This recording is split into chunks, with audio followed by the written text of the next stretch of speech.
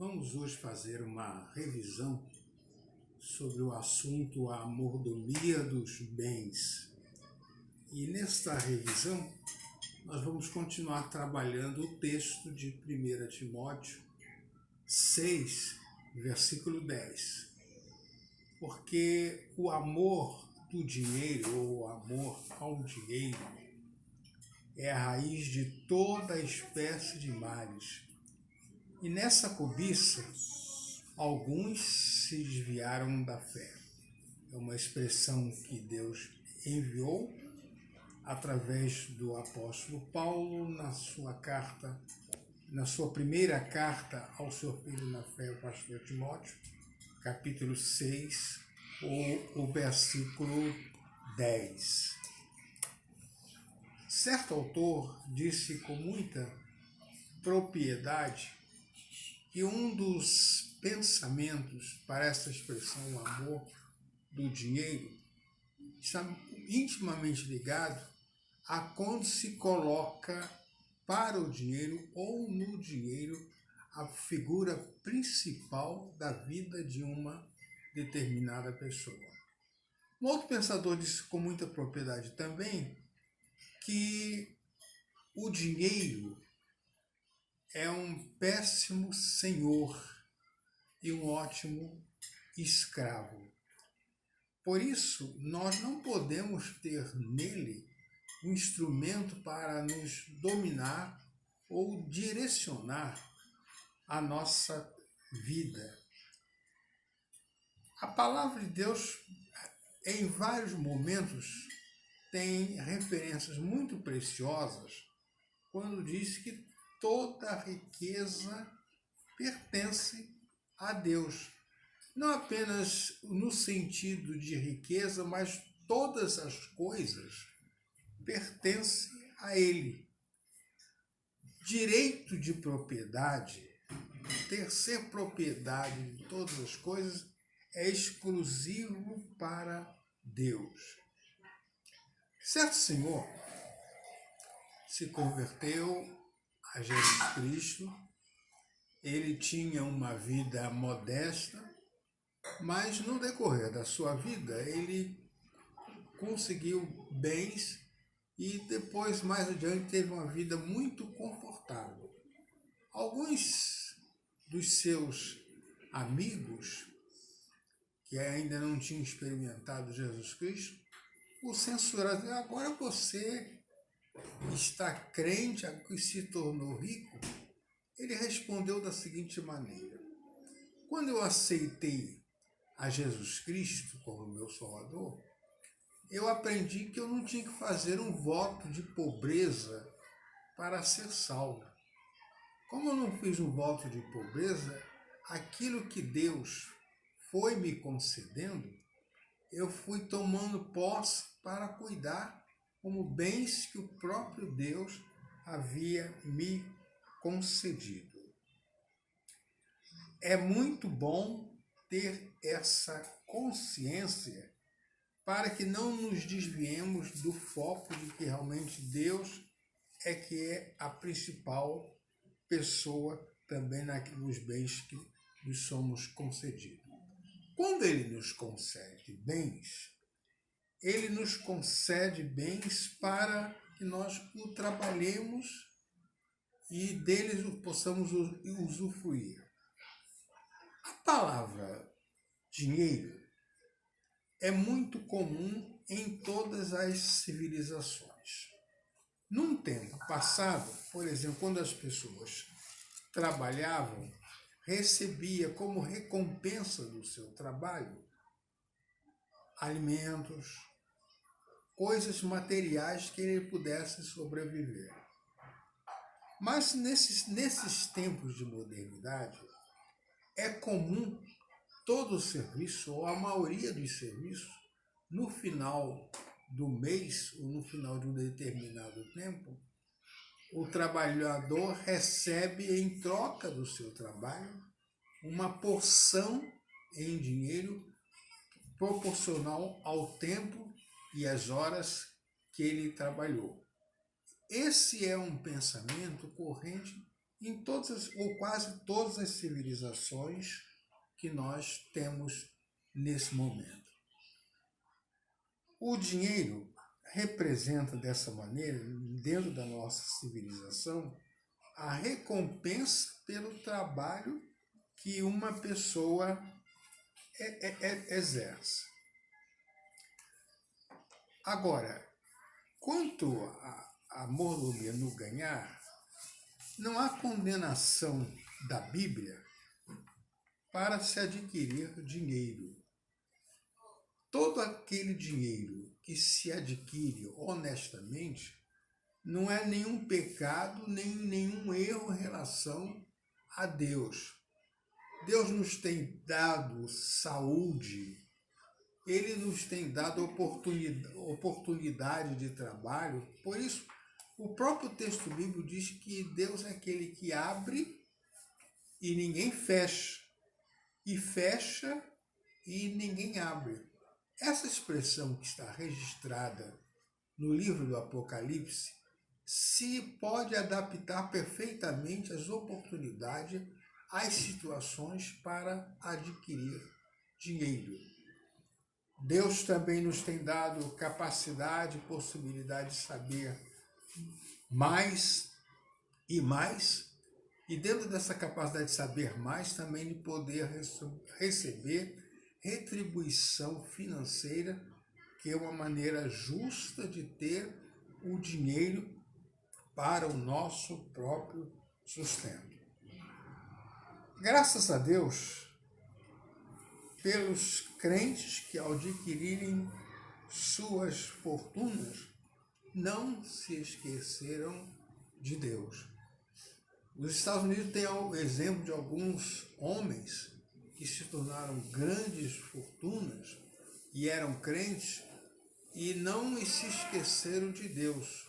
Pelo contrário, trabalharam para contribuir mais e mais para o crescimento do reino de Deus através de seus recursos. Um desses personagens, há um produto muito conhecido em todos os países, é o Colgate. Colgate é o nome de um grande empresário que progrediu tanto na vida material que anteriormente ele entregava 10% dos seus rendimentos para o reino de Deus como o seu dízimo diante do Senhor. Depois que ele aumentou tanto suas riquezas, ele passou a ser o contrário. Ele passou a ficar com os 10% e os 90% ele entregava para o reino de Deus. O ideal de todo mordomo é fazer de Deus o seu sócio gerente. Ou seja, começa a adquirir bens, os bens começam a aumentar, deixe Deus também ser o orientador, aquele que vai direcionar para que o ganho seja bênção e não peso na experiência daquele que está fazendo as coisas de Deus. O princípio básico do trato do dinheiro é a honestidade. Nós vivemos num mundo crise de honestidade e nosso país não está livre de ter esse problema, a crise de honestidade.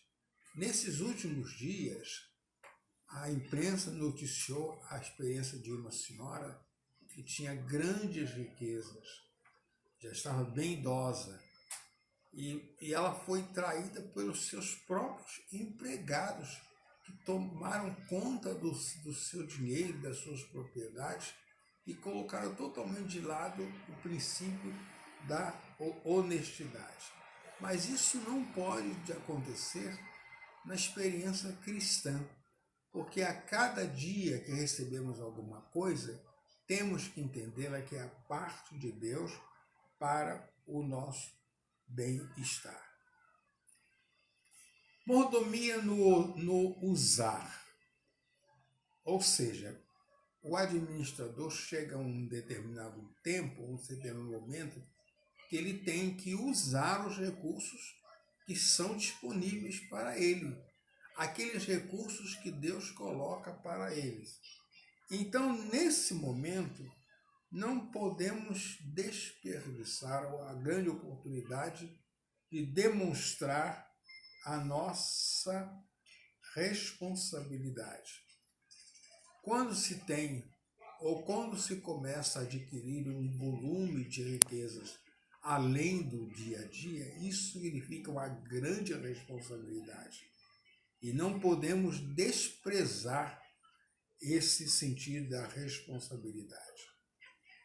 Eu contei, uma outra situação, o exemplo de uma senhora chamada Ida, que lá nos Estados Unidos, que adquiriu muitas riquezas, e hoje quando você tem a oportunidade de conhecer o templo da primeira igreja batista do Rio de Janeiro, vai verificar que aquele é um dos maiores templos da cidade do Rio de Janeiro, e aquela senhora, quando ela soube da construção daquela igreja, ela ofertou expressivas quantias para que ajudasse a construir aquele templo que hoje é um instrumento para a honra e a glória de Deus.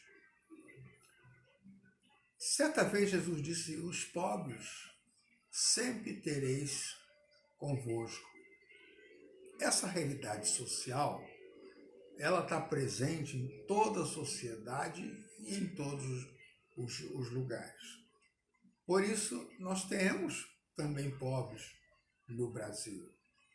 Infelizmente, você pode pensar que quem é pobre, quem tem menos recursos, não desperdiça aquilo que possui. Mas, infelizmente, há pessoas que desperdiçam, não sabem trabalhar o que ganha, mesmo que sendo pouco. Esse mês, a televisão mostrou uma reportagem muito interessante, focalizando algumas pessoas, e a pergunta que essas pessoas tinham que responder era que até que dia o seu salário durava. Eu me lembro que teve um senhor que disse que o salário dele durava 10 dias. Outra senhora disse que no mesmo dia que ela recebia o salário, o salário também já acabava porque ela pagava as contas e não tinha mais como usar, porque não tinha mais recurso. Essa é uma lição que nós temos que aprender, que Deus nos dá sabedoria também para administrar o pouco, de tal maneira que o pouco nas nossas mãos possa ser útil na medida que o próprio Deus vai nos providenciando.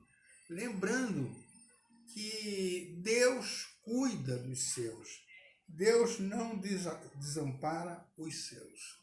Interessante, quando Jesus contou uma parábola sobre bens, ele disse que o mais negligente daqueles que receberam aquela situação foi o que recebeu menos.